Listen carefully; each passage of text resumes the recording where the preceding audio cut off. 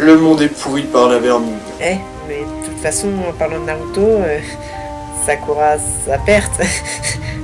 Sakura, sa perte. C'est une blague. Mon boulot, l'éliminer. Ah ouais, attends, j'en ai une meilleure. Lis, file dans ton lit. Et ce, quelle que soit la manière.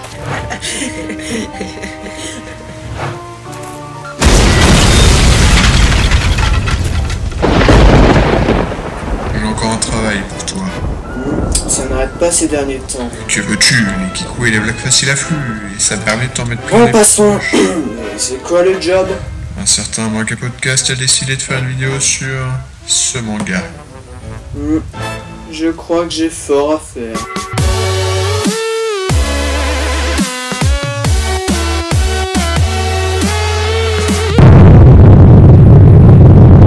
Après avoir vu cette intro, il est envisageable que votre réaction soit proche de...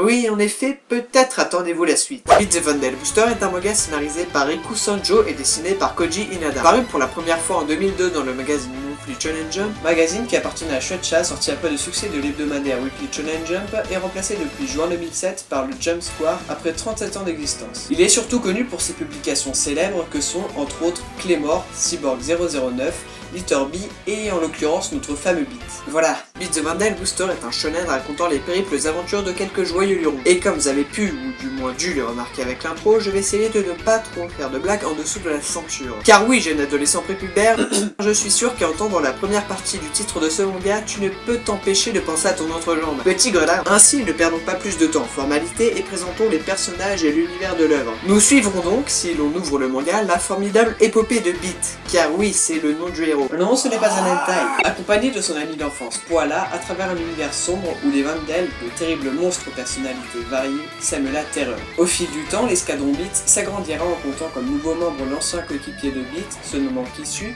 et étant un jeune charmeur et pleurnichard ayant perdu foi en l'humanité, et Milfa, une jeune femme portant le blason du Broad Buster. En gros, elle est très forte. Et n'étant pas insensible au charme de Beat et de Kissu. Non, ce n'est pas un manga. Désolé, mais c'était trop tentant. Bon, la plupart d'entre vous doivent se dire que ce n'est qu'un banal shonen parmi tant d'autres. Et d'un côté, vous n'avez pas tort. On retrouve le héros naïf mais badass et déterminé, sa copine bien plus intelligente que tirant de nombreuses fois de ses faux pas, son rival mystérieux et surtout l'événement choquant qui lui permettra de trouver toute cette détermination. Cependant, Beat sait se démarquer, et ce en plus qu'avec son nom. Ok, j'arrête. Et c'est ce que nous allons voir avec la présentation du manga papier. Avant toute chose, il faut savoir que les auteurs ne sont autres que ceux du célèbre manga Dragon Quest, la quête de Dai, autrement appelé Fly. Malheureusement, n'ayant pas lu ce dernier, je ne pourrais pas faire de comparaison. Suite à cette déclaration, Manga Podcast s'exila dans de lointaines contrées à la recherche de la vérité. Oh bonsoir Vandal, j'y retourne. Tout d'abord, parlons du scénario, car oui, j'ai été bien trop bref dans ce que j'ai pu vous dire avant. Alors oui, dans le fond, ça n'a absolument rien d'original et certains points sont même très prévisibles, mais dans la forme...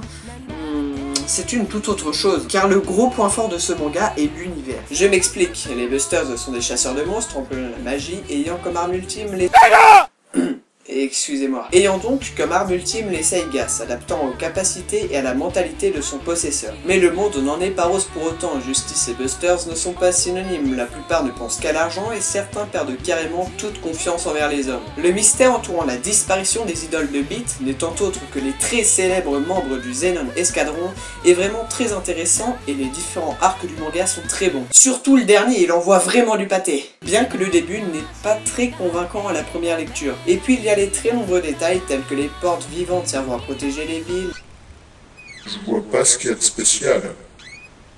la diversité des monstres et des Vandals. Car oui, bien que la plupart soient des bêtes sanguinaires ne pensant qu'à se battre, certains sont bien plus stratégiques, voire même pacifistes, et ça c'est clairement un très bon point. Le principe des étoiles qui servent à évaluer le niveau de ceux-ci, la boutique à monstres qui permettent vraiment à cet univers d'être tout à fait crédible et surprenant. Pour le coup, c'est vraiment du même niveau que Dragon Quest, du moins concernant les jeux. Le système des levels que gagne chaque Buster suivant leurs exploits nous fait aussi penser au RPG, et ce côté jeu vidéo est bien évidemment tout à fait justifié. Ensuite, pour le dessin, Inada-sama, ouais, je parle comme un japonais, t'as vu, arrive à donner une touche d'originalité supplémentaire avec ses traits simples mais beaux. De ce côté-là, je n'ai aucun reproche à faire, si ce n'est sur le chara-design des personnages qui n'est pas non plus extraordinaire. D'ailleurs, si vous voulez un dernier argument pour savoir si vous allez acheter ce manga ou non, je vous dis tout simplement Shag. À tes souhaits, merci. Et tiens pour la blague facile. Gérant de la boutique aux monstres, Shaggy est tout simplement le personnage le plus mystérieux et intéressant de la série.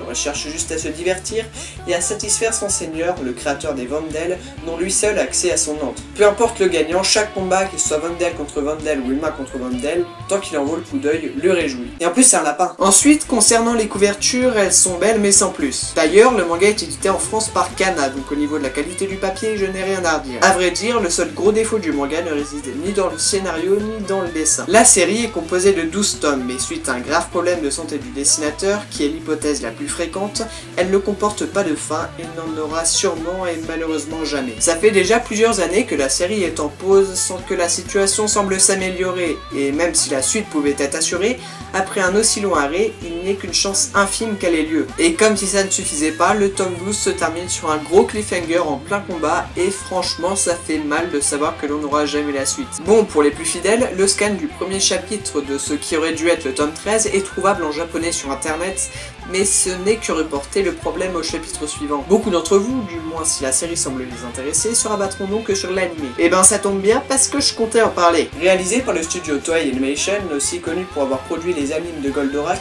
Albator, et surtout Dragon Ball, la diffusion a commencé en 2002 et il comporte 2 saisons. La première composée de 52 épisodes et la seconde se nommant Beat the Vandal Buster Excellion 24. Au niveau de l'animation et du dessin, je n'ai rien à dire, ce n'est pas spécialement beau et fluide, mais ça se laisse regarder. Les doubleurs sont bons, bien que la scène de rire entre Beat et Beltose est un peu ridicule.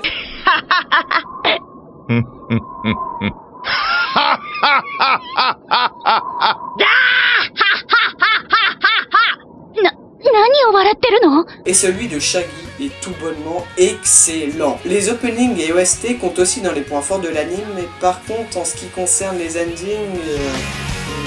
ouais. Le thème de la boutique est juste génialissime et s'accorde vraiment bien avec l'ambiance lugubre de ce lieu. Mais enfin, écoutez plutôt.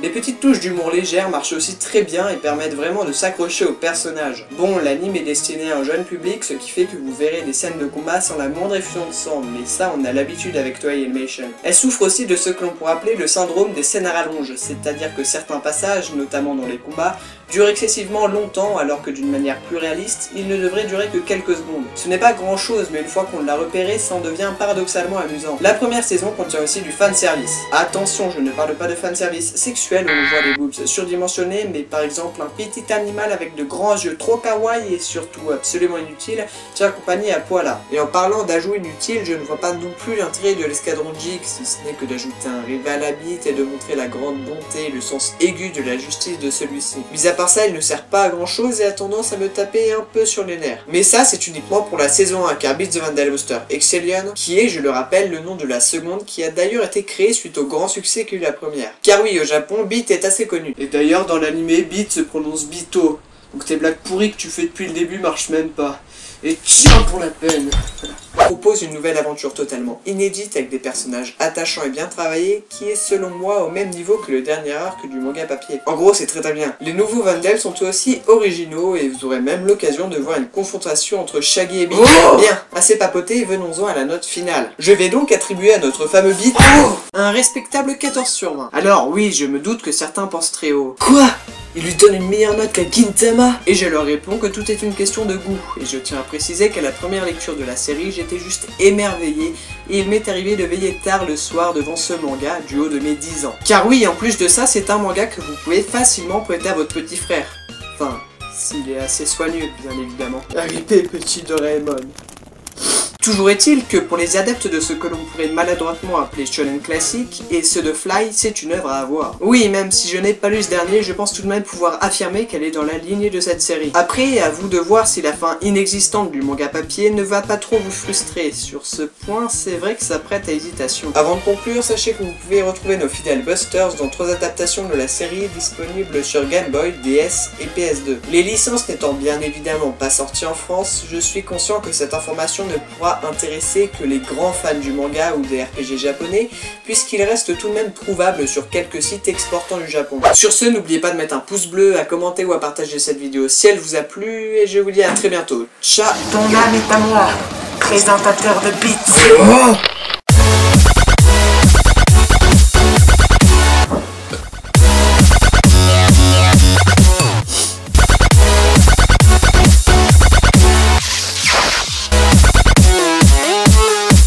Tu peux cliquer ici pour voir le dernier bonus de Manga Podcast ou le Polymanga 2014 et là pour voir une autre de ses vidéos. Si tu veux t'abonner à sa chaîne, tu peux aussi cliquer sur ce petit logo. Allez, clique.